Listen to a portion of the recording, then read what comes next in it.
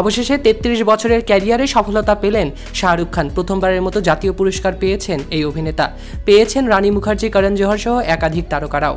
ঘোষণা করা হয়েছে ভারতের ৭১তম জাতীয় চলচ্চিত্র পুরস্কার।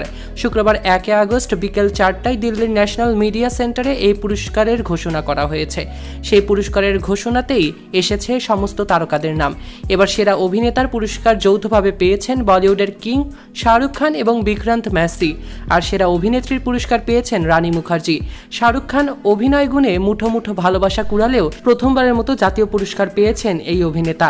এর মধ্যে দিয়েই ৩৩ বছরের অধরা স্বপ্ন পূরণ সত্যি হলো তার। এক নজরে পুরস্কার প্রাপ্তদের তালিকা দেখে নেওয়া যাক। সেরা ফিচার ফিল্ম 12th ফেল। সেরা অভিনেতা শাহরুখ খান জওয়ান এবং বিক্রান্ত ম্যাসি 12th ফেল।